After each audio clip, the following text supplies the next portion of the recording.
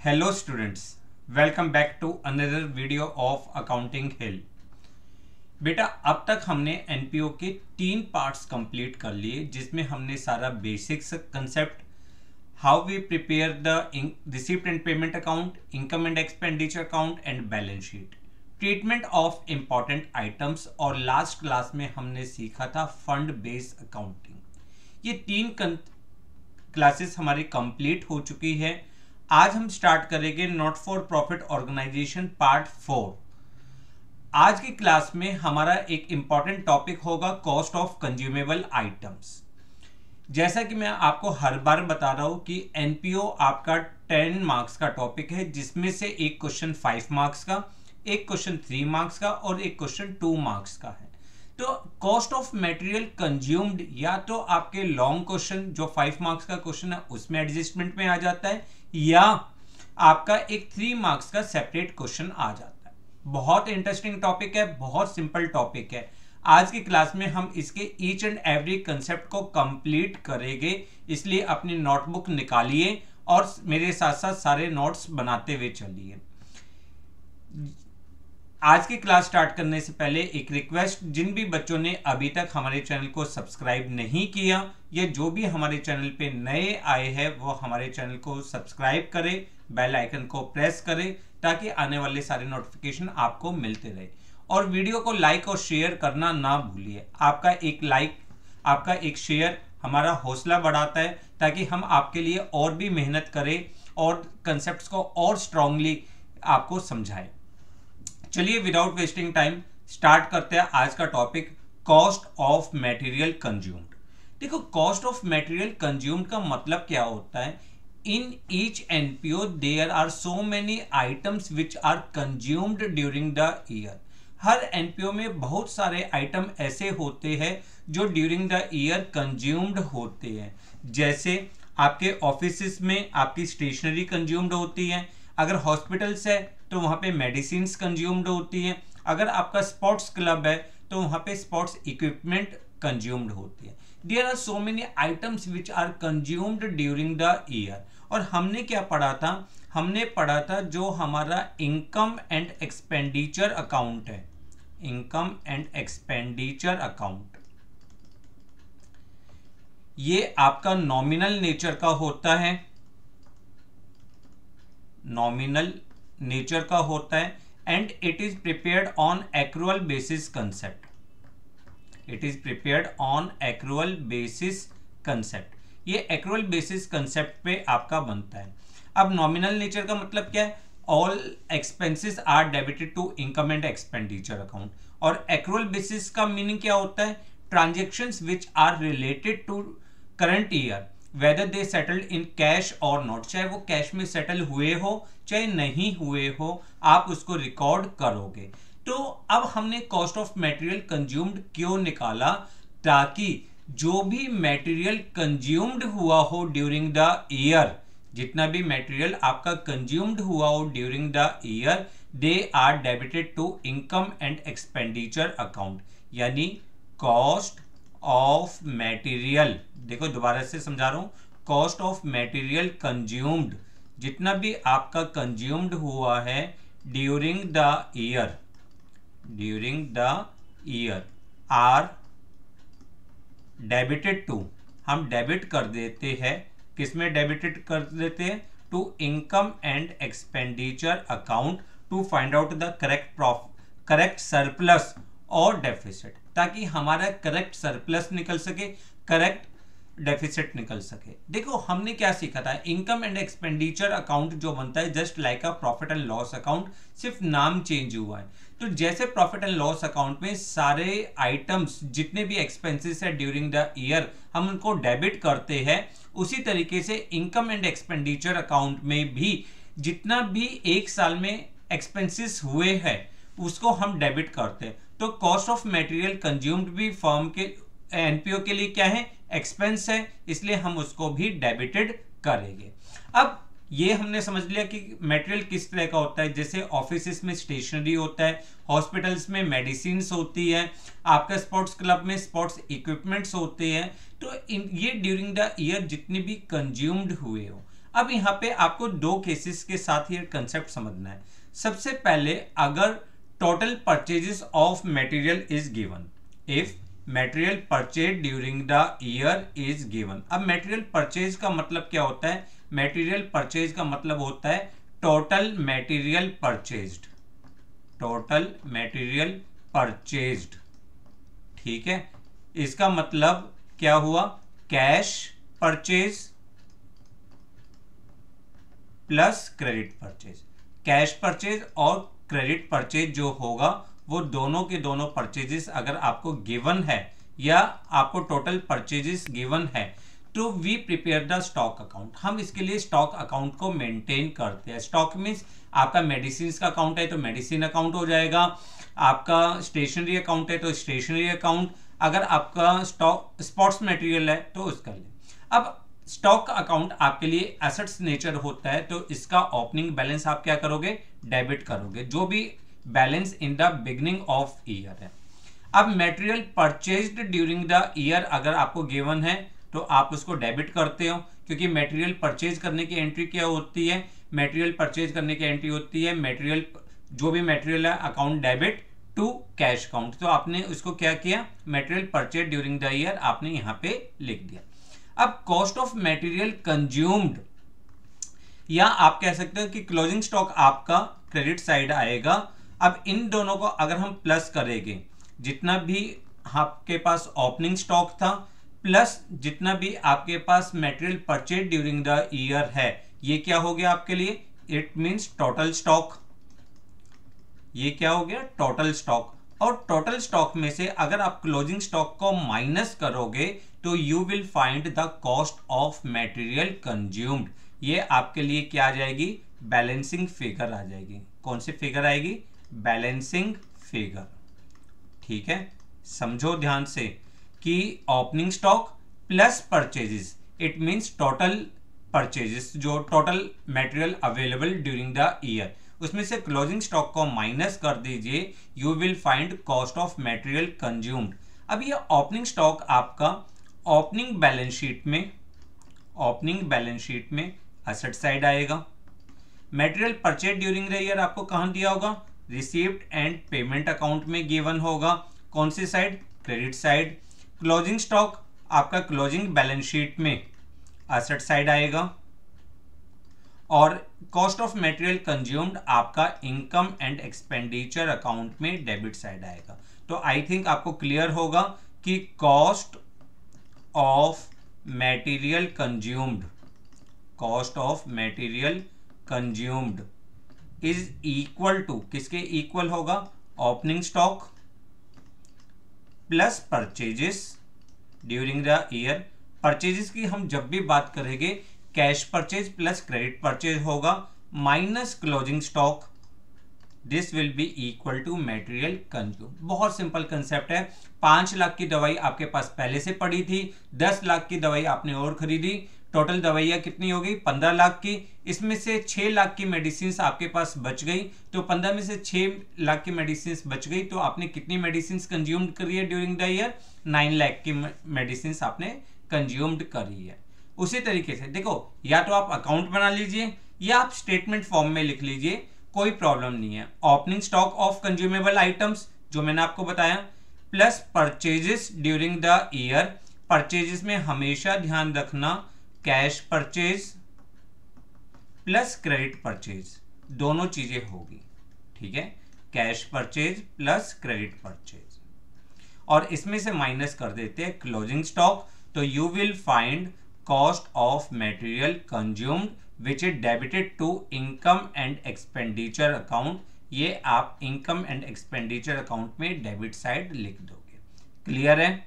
तो हमने क्या सीखा? हमने सीखा कि to find out the correct surplus और deficit we have to calculate cost of material consumed. अभी हमारा केस चल रहा है if material purchase during the year is given. आपकी मर्जी, चाहे आप अकाउंट्स वे से करो चाहे आप स्टेटमेंट वे से करो, किसी भी वे से करो। Opening stock is shown in opening balance sheet asset side, closing stock is shown in the closing balance sheet at asset side. Purchases जो है आपका रिसीप्ट एंड पेमेंट अकाउंट में आएगा और cost of material consumed income and expenditure account के debit side आएगा। Clear?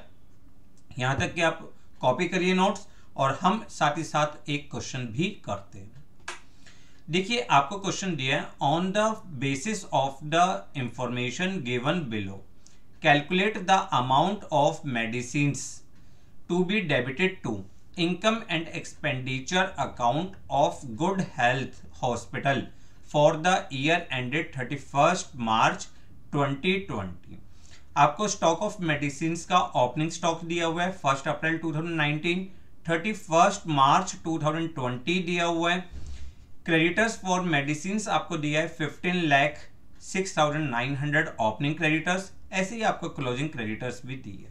नीचे दिया हुआ है medicines purchased during the year, आपको दिया है medicines purchase during the year 60,80,000 rupees, 60,80,700 rupees आपको दिया हुआ है medicines purchased during the year. अभी मैंने आपको बताया जब भी आपको medicines purchased during the year दिया होगा तो आप क्या करोगे, opening stock plus medicines purchase during the year minus closing stock, आपके लिए कॉस्ट ऑफ मटेरियल कंज्यूम्ड आ जाएगा। यहां पर आपको क्रेडिटर्स का कोई भी रोल प्ले नहीं होगा। तो चलिए इस क्वेश्चन को करते हैं। सबसे पहले ओपनिंग स्टॉक लिखते हैं। आप क्या लिखोगे, opening stock of medicines, opening stock of medicines is equal to कितना दिया हुआ है, 1,75,750 प्लस परचेजेस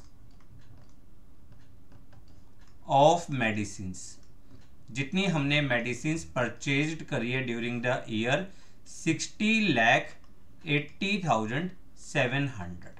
तो अब हमारे पास टोटल स्टॉक कितना हो गया, दिस इज 5,0,4,6,5,2 एंड दिस, ठीक है 62,56,450 और इसमें से हम माइनस कर देंगे क्लोजिंग स्टॉक। क्या माइनस कर देंगे, क्लोजिंग स्टॉक माइनस कर देंगे 1,44,650 माइनस 1,44,650। तो we will find medicines consumed during the year, medicines consumed during the year. हमने कितनी मेडिसिन्स कंज्यूम्ड करी है, तो ये हो जाएगा 0 0 14 minus 6 8 5 minus 1 5 minus 4 1 5 minus 4 1 2 minus this and sorry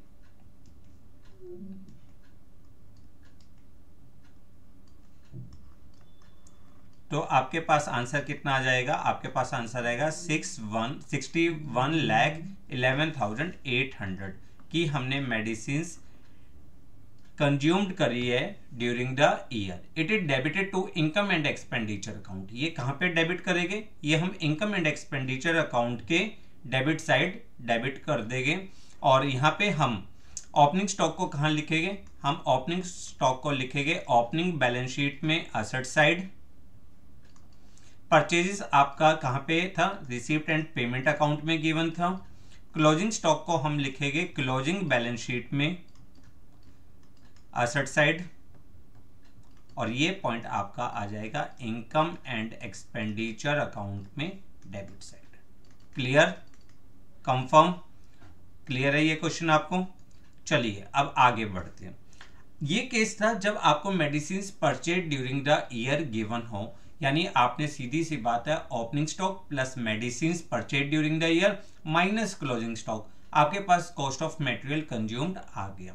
but कई बार क्वेश्चन में आपको medicines purchase during the year given नहीं होता। देखो इसी क्वेश्चन को अगर हम इसी क्वेश्चन को अपने अकाउंट वे से भी करें तो हमें पता है कि आपका ओपनिंग स्टॉक यहाँ पे आ जाएगा 1,75,750 आपकी जितनी भी मेडिसिन परचेज्ड थी 60,80,700, इसमें से आपने क्लोजिंग स्टॉक को माइनस कर लिया 1,44,750 सॉरी, और इसके बाद जो यहाँ पे बैलेंस आएगा वो आपका आ जाएगा medicine consume during the year.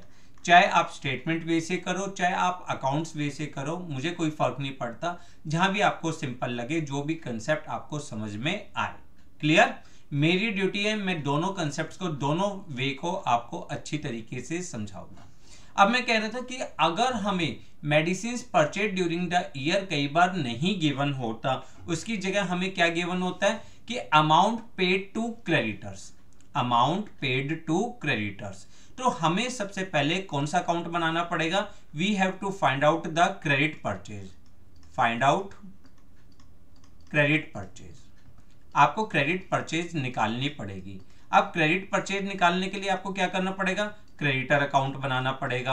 अब क्रेडिटर अकाउंट हमारे लिए क्या होता है? लायबिलिटीज अकाउंट होता है। तो इसको हम किस तरीके से बनाते हैं देखते हैं। देखो, अगर आपको क्रेडिटर अकाउंट बनाना है, क्रेडिटर अकाउंट बनाने का पर्पस क्या है? To find out the credit purchases of material during the year. अगर हमें क्रेडिट परचेज पता लग जाए तो हम उसके में ऐड कर देंगे कैश परचेज और ओपनिंग स्टॉक को ऐड करके क्लोजिंग स्टॉक माइनस कर देंगे। अब how we find out the credit purchase, credit purchase हम कैसे निकालते हैं? उसके लिए देखो, आपको क्रेडिटर्स का जब ओपनिंग बैलेंस गिवन होता है तो वो आपके लिए लायबिलिटीज होती है। आपने उसको क्रेडिट साइड लिखा, balance brought down, creditors in the beginning. क्यों? क्योंकि ये आपके लिए लायबिलिटीज है। अगर आपने अपने क्रेडिटर्स को कुछ एडवांस पेमेंट कर रखी है, आपने एडवांस पेमेंट कर रखी है क्रेडिटर्स को, तो एडवांस पेमेंट आपके लिए क्या है? असेट्स है। तो balance brought down advance in beginning, जो भी आपका एडवांस इन द बिगिनिंग। क्यों? क्योंकि वो आपके लिए असेट्स था। अब उसके बाद आता है अमाउंट पेड टू क्रेडिटर्स। जितना हमने अमाउंट पेड टू क्रेडिटर्स किया होगा तो हमारी एंट्री क्या हुई होगी? Creditors account debit to bank account. तो यहाँ पे आप डेबिट साइड क्या लिख दोगे? Amount paid during the year, जितना भी अमाउंट हमने पे किया है ड्यूरिंग द ईयर। अब क्रेडिटर्स एट द एंड, जो आपके लिए बैलेंस सीडी है, ओपनिंग बैलेंस आपका क्रेडिट साइड था, क्लोजिंग बैलेंस आपका डेबिट साइड है। इसी तरीके से एडवांस इन बिगिनिंग आपके लिए ओपनिंग डेबिट साइड लिखा था, एडवांस इन क्लोजिंग आपने क्रेडिटर्स अकाउंट में क्रेडिट साइड लिखा है। क्लियर? कंफर्म? तो इन आइटम्स को प्लस करेंगे, इन आइटम्स को हमने प्लस किया और ये दोनों आइटम्स हमने माइनस करे तो we can find the credit purchases. ये हमारे लिए क्या आ जाएगी? Balancing figure. क्या पॉइंट आ जाएगा? बैलेंसिंग फिगर आ जाएगा। क्लियर? और जब हमें कैश परचेज पता लग गई तो इसके बाद हम cash purchase plus credit purchase पता लग गई तो credit purchase plus cash purchase हमने टोटल परचेज निकाली और फिर हमने अपना वही opening stock plus material purchased, उसमें से क्लोजिंग स्टॉक माइनस कर दिया, आपके लिए कॉस्ट ऑफ मटेरियल कंज्यूम्ड आ गया। क्लियर? अब इसी चीज को हम टेबुलर मेथड से भी कर सकते हैं। स्टेटमेंट मेथड से मुझे लगता है कि अकाउंट्स में थोड़ा छोटा हो जाता है, क्योंकि हमें सेपरेट अकाउंट्स नहीं बनाने पड़ते, वो हमारा थोड़ा छोटा हो जाता है। हमें उसका कंसेप्ट समझना है बस। कंसेप्ट क्या है बेटा? देखो, ध्यान से देखो। Amount paid for material during the year, जितना भी अमाउंट हमने पे किया है मटेरियल्स के लिए ड्यूरिंग द ईयर, ये आपको कहाँ पे गिवन होगा? ये आपको गिवन होगा रिसीव्ड एंड पेमेंट अकाउंट में, credit side. Clear?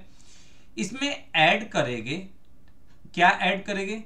Creditors at the end of year. जो लास्ट में आपके eight the end of year creditors का बैलेंस है उसको आप ऐड कर दोगे advance payment in the previous year. आपने पिछले साल जो एडवांस पेमेंट करी थी वो इस पीरियड के लिए करी थी, इसलिए आपने उसको ऐड कर दिया। क्लियर? इसी तरीके से आपने ओपनिंग क्रेडिटर्स को माइनस करा और जो advance in the eight the end of current year है उसके वो किस लिए करी है? नेक्स्ट ईयर के लिए करी है, तो उसको आपने लेस कर दिया। देखो, आपने कुछ नया नहीं किया, आप यहां पे भी ऐसे ही करते थे। Advance in beginning plus amount paid during the year plus closing creditors. मैं भी तो आपको वही बता रहा हूं कि सबसे पहले क्या करोगे, अमाउंट पेड, जितना आपने अमाउंट पेड किया, ठीक है, plus advance payment in previous year, क्योंकि वो इस साल से बिलोंग करती है, प्लस क्रेडिटर्स एट एंड। आपने इन तीनों आइटम्स को प्लस कर लिया। अब इसमें से माइनस क्या किया आपने, माइनस किया ओपनिंग क्रेडिटर्स, माइनस किया ओपनिंग क्रेडिटर्स, ये रहा, माइनस क्या किया एडवांस इन करंट ईयर, ये माइनस किया तो आपके पास क्या चीज आ गई, यहां से क्रेडिट परचेज आई या नहीं आई, आ गई ना क्रेडिट परचेज। तो हमने यही वे तो किया है, यहाँ पे amount paid during the year, add करा इसमें creditors at the and, add किया हमने amount paid for material in beginning, जो बिगनिंग में एडवांस था, माइनस किया क्रेडिटर्स इन द बिगनिंग, और माइनस किया advance in the end of the year. तो ये आपके पास आ जाएगा क्रेडिट परचेज, उसमें ऐड कर दिया ओपनिंग स्टॉक, माइनस कर दिया क्लोजिंग स्टॉक, और आपके पास आ गया cost of material consumed. Clear, confirm. अब इनके अगर बैलेंस शीट में पोस्टिंग देखें, opening stock opening balance sheet में, ठीक है, कौन सी side, asset side.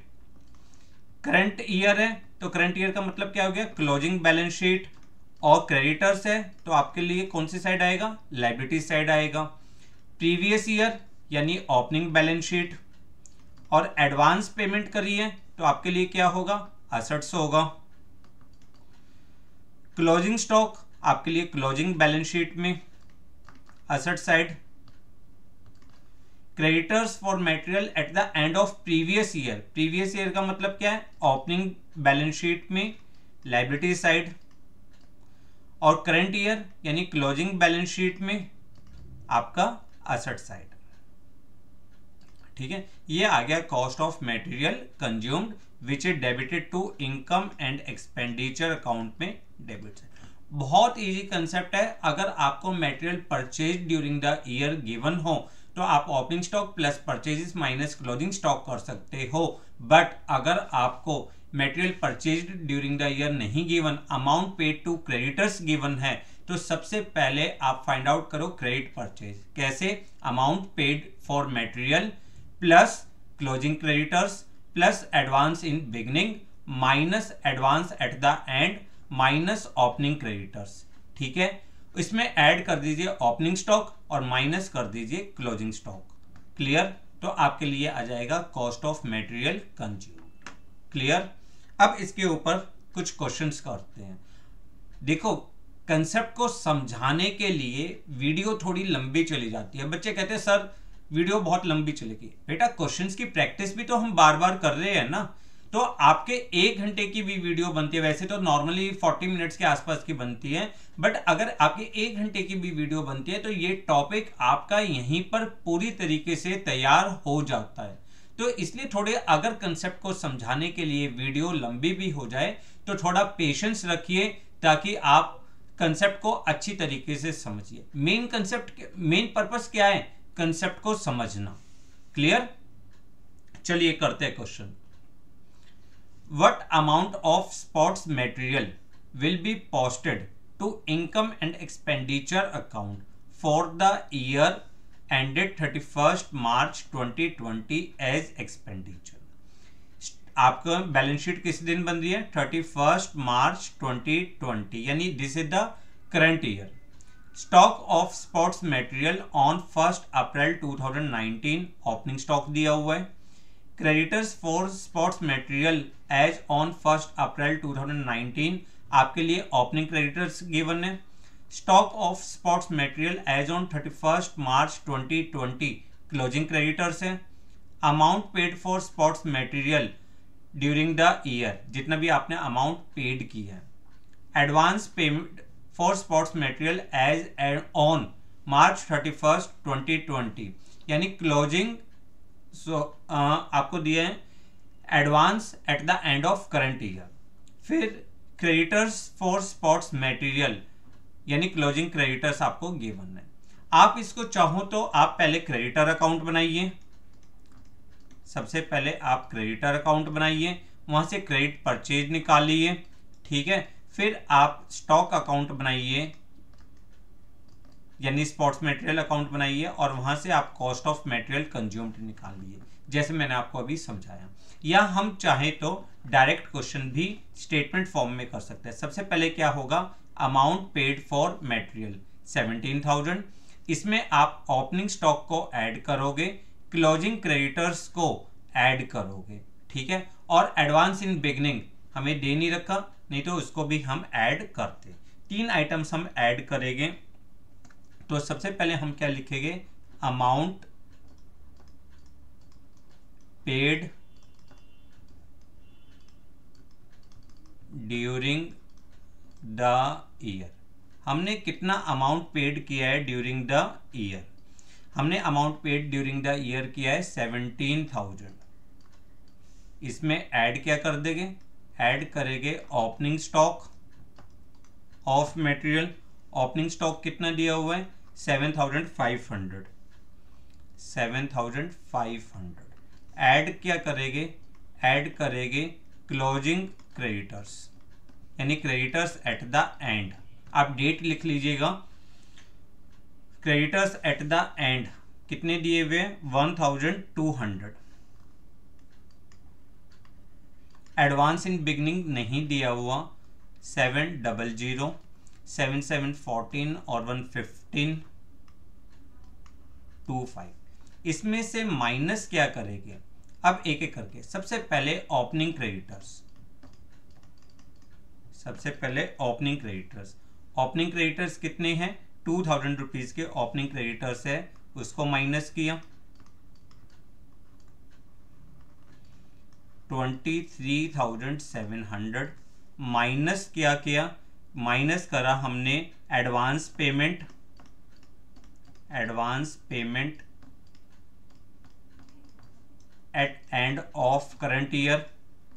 Current year के एंड में जो हमारी एडवांस पेमेंट थी कितनी है 3,500।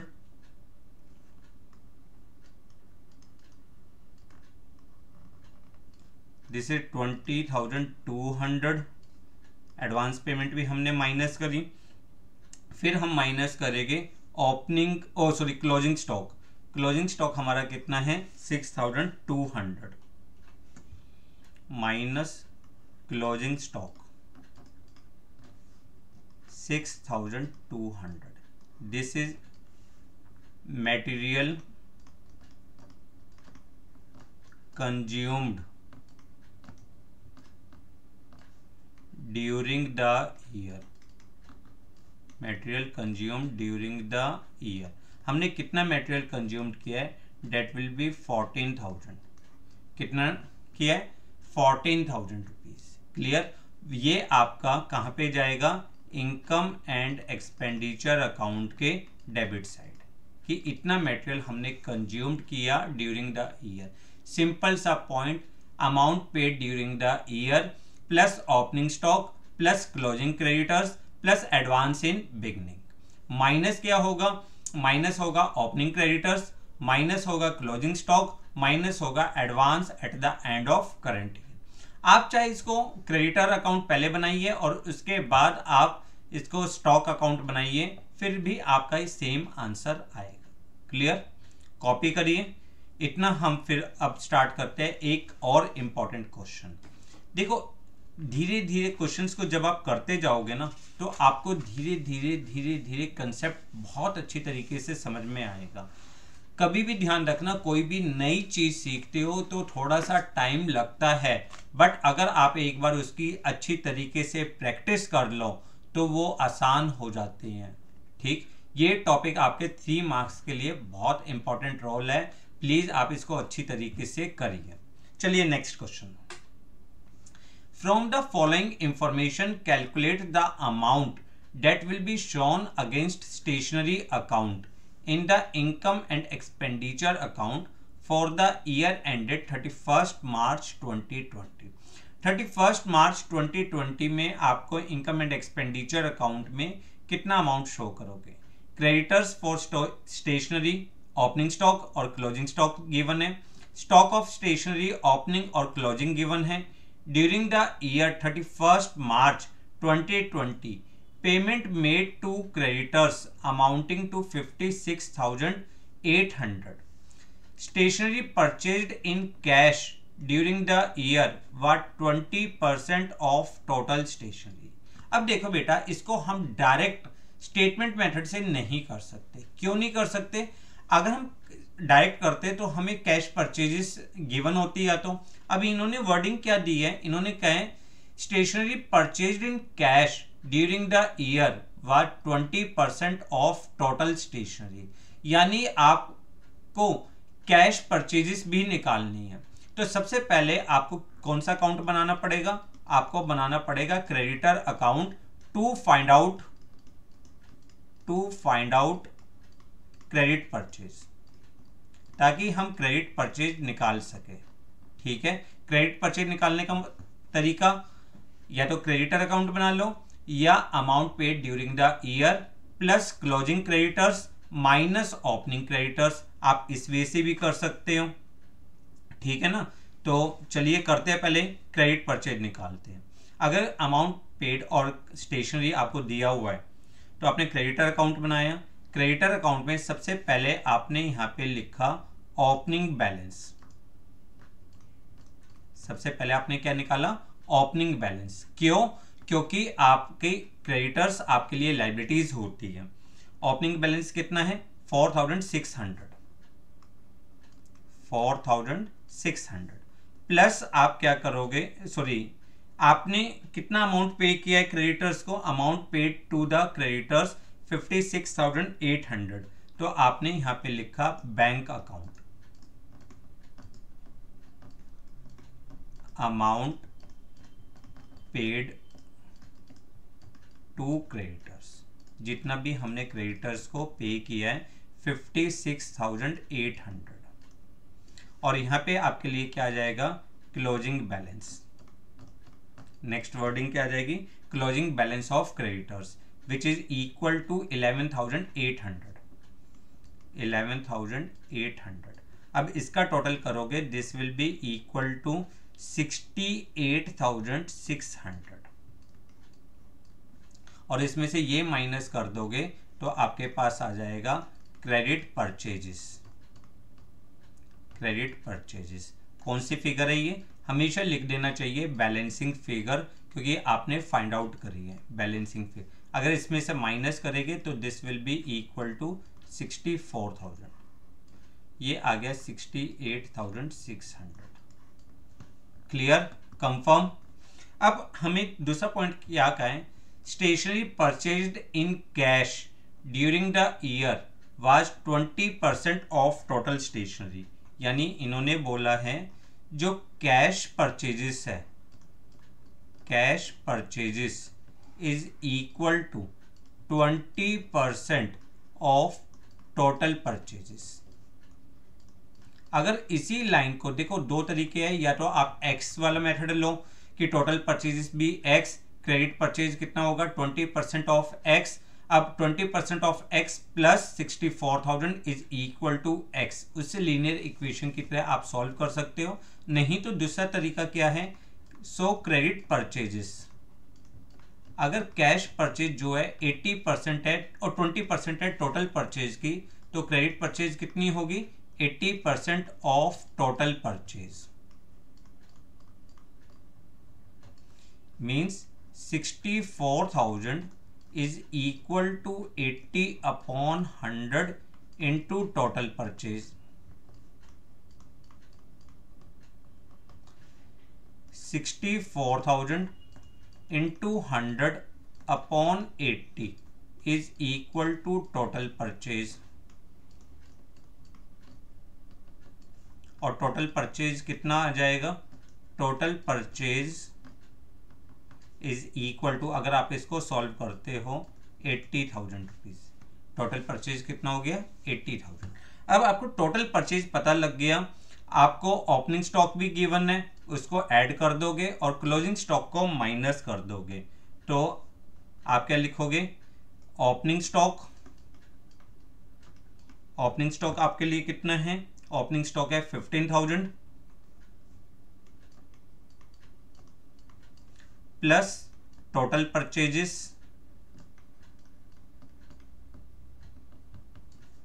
80,000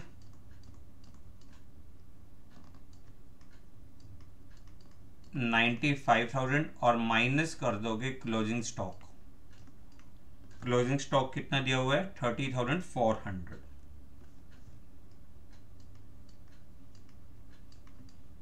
तो ये आ जाएगा स्टेशनरी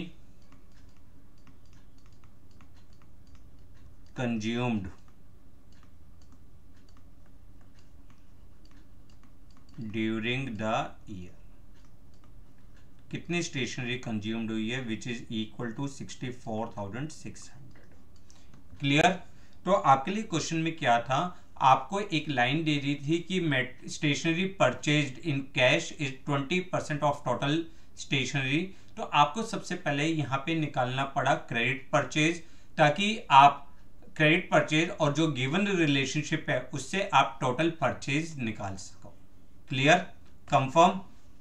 अब एक और इंपॉर्टेंट क्वेश्चन, अब देखो अगर हम एक और इंपॉर्टेंट क्वेश्चन देखते हैं, आपके पास क्या है, how are the following case dealt while preparing final accounts of National Club for the year ended 31st March। Receipt and payment account का एक एक्सट्रैक्ट आपको दिया हुआ है जिसमें लिखा हुआ है creditors for sports material and cash purchases of sports material. यानी कैश परचेज तो दिया है, आपको amount paid to creditors given है, इससे आप क्रेडिट परचेज निकाल सकते हो। Means amount paid to creditors plus क्या कर देंगे क्लोजिंग क्रेडिटर्स माइनस क्या कर देंगे ओपनिंग क्रेडिटर्स, तो आपके पास आ गया क्रेडिट परचेजेस। क्रेडिट परचेज में कैश परचेज ऐड कर दो टोटल परचेजेस, और टोटल परचेजेस में आप ओपनिंग स्टॉक को ऐड करो, क्लोजिंग स्टॉक को माइनस करो। बट यहां पर एक एक्स्ट्रा वर्ड और दिया हुआ है, sale of sports material during the year, जिसकी बुक वैल्यू 1 लाख रुपीज थी, उसको हमने 1,30,000 में सोल्ड आउट करा। अब देखो जब आप स्टॉक अकाउंट बनाते हो, एक बार पीछे स्टॉक अकाउंट की तरफ लेके चलता हूं, आपको पता है आप ओपनिंग स्टॉक यहां पे लिखते हो, material purchase during the year इधर लिखते हो। अगर आपने ड्यूरिंग द ईयर कोई एसेट्स बेचा, तो उस सिचुएशन में आप यहां पे क्या लिखते हो, बैंक अकाउंट जितने भी आपने एसेट्स बेचा, और साथ ही साथ अगर आपको प्रॉफिट हुआ था तो प्रॉफिट इधर लिख देते हो और लॉस इधर लिख देते हो। अगर देखा जाए तो सेल वैल्यू और लॉस कुल मिला के आपके लिए क्या हो जाते हैं, बुक वैल्यू, या सेल वैल्यू में से प्रॉफिट माइनस कर दोगे तो भी वो क्या हो जाती है, बुक वैल्यू। और बुक वैल्यू आप क्या कर रहे हो, एक किस्म से माइनस ही तो कर रहे हो। तो यहां पर भी जब आप कॉस्ट ऑफ मटेरियल कंज्यूम्ड निकालोगे, तो जो भी आपकी बुक वैल्यू है उसको भी हम माइनस कर देते हैं, closing stock minus book value of assets sold. और जो भी इस पे प्रॉफिट या लॉस होगा, देखो इस पे गेन कितना हुआ, gain on sale of sports material, gain on sale of sports material कितना गेन हुआ, 30,000 रुपीज हुआ। It is credited to income and expenditure account. Income and expenditure account में क्रेडिट साइड आपकी एंट्री आ जाएगी, ठीक है। और बुक वैल्यू को हम जैसे माइनस करते हैं, नॉर्मली माइनस कर देंगे। तो अगर इस क्वेश्चन को हम करें तो सबसे पहले हम क्या लिख सकते हैं, कैश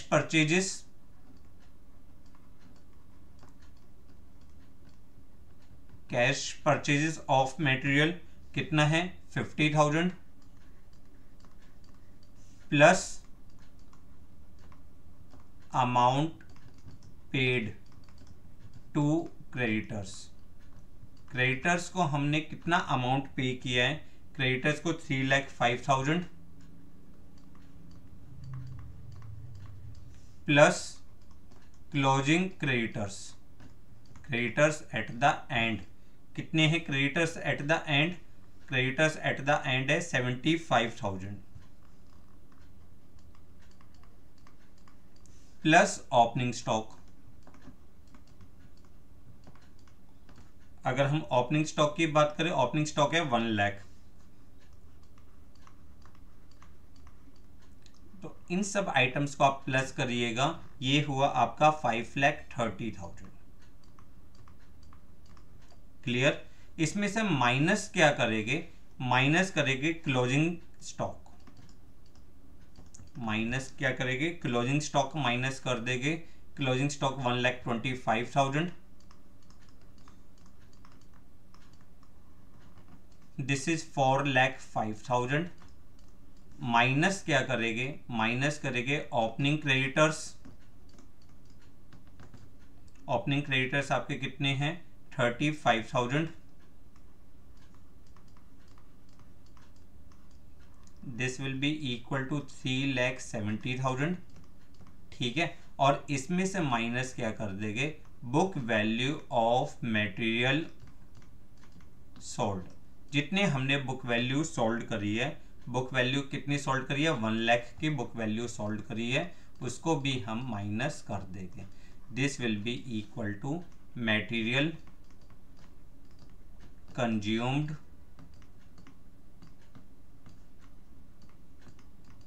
ड्यूरिंग द ईयर। हमने कितना मटेरियल कंज्यूम्ड किया है? This will be equal to 2,70,000। Clear? आप इन चीजों को चाहो तो एसेट्स अकाउंट और क्रेडिटर अकाउंट बनाकर भी कर सकते हो।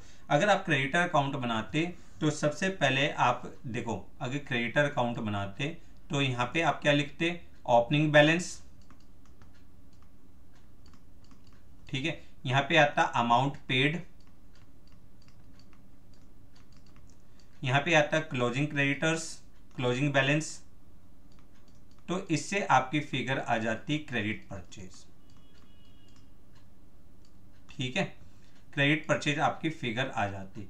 फिर आप स्टॉक अकाउंट बनाते, मतलब यहाँ पे स्पोर्ट्स मटेरियल अकाउंट बनाते। उसके बाद आप यहाँ पे लिखते ओपनिंग बैलेंस, जो आप ओपनिंग बैलेंस है। यहाँ पे आप लिखते टोटल परचेज, क्रेडिट परचेज आपने निकाली थी और कैश परचेज आपको गिवन है। यहाँ पे हम क्या लिखते? जितने में भी हमने एसेट सोल्ड किया 1,30,000 में सोल्ड किया है, और उसके ऊपर गेन कितना हो गया? गेन हमारा हो गया 30,000।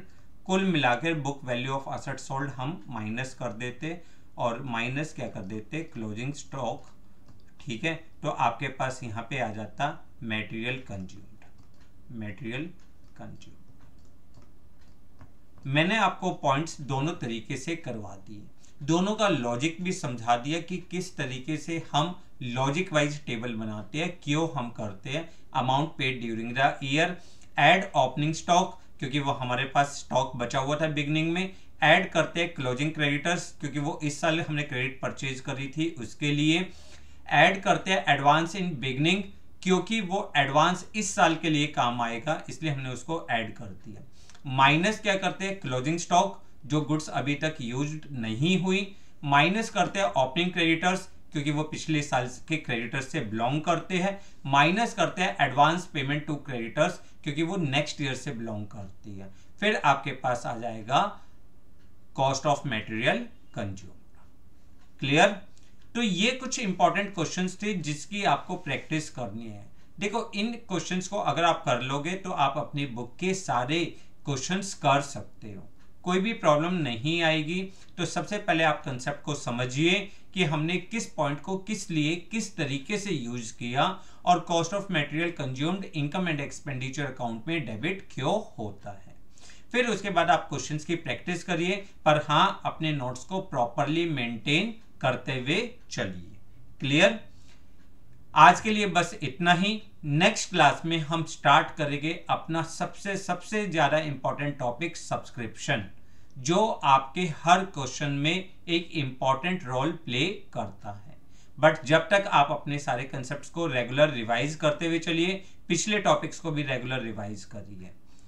जिन भी बच्चों ने अभी तक हमारे चैनल को सब्सक्राइब नहीं किया वो चैनल को सब्सक्राइब करें, बेल आइकन को प्रेस करें और वीडियो को लाइक और शेयर करना ना भूलें। Thanks a lot for watching the video.